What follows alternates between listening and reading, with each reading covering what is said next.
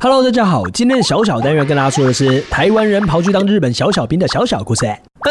开始喽。1937年，一场卢沟桥上的么么喳喳，掀起了中国与日本正面对决的迷你群。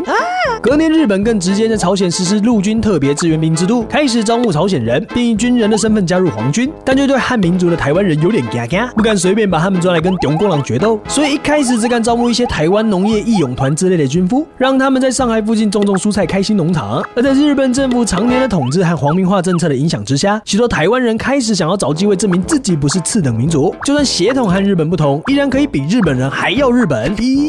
更可以为日本帝国洒血洒泪报效国家，因此出现了此起彼落“我要当兵”的声音。更详细的解说，大家可以回去看第4集啦。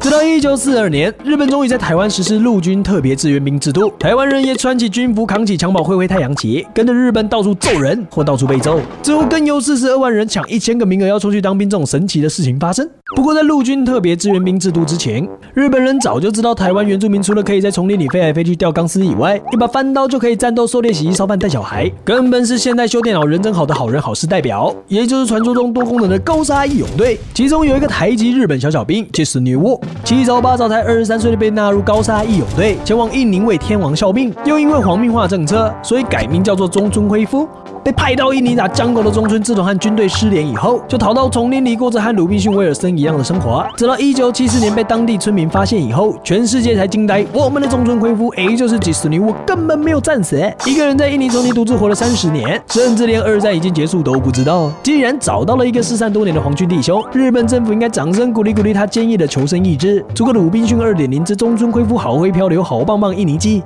全套20本。再送 DVD 20套才对，但这个时候日本政府却一个头两个大，因为中村赏虽然是皇军，却不是你hon警，而是道道地地的台湾阿美族原住民班扎德斯。当年被编入高沙义勇队，为日本天皇洒血洒泪的中村赏，现在到底是要送回出生地，但已经不是日本领土的台湾，还是要回到不是出生地，却是他精忠报国的日本呢？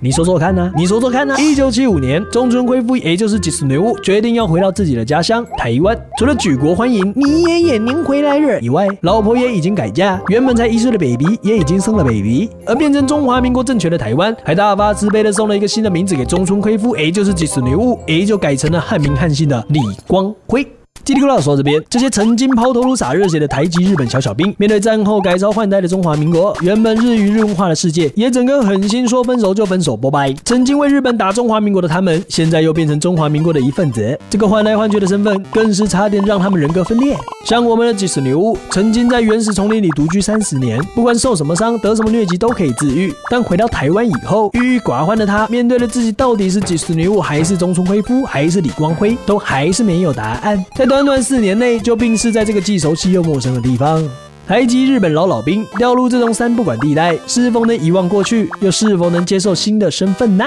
好的，今天的小兵的小故事就说到这边，拜拜。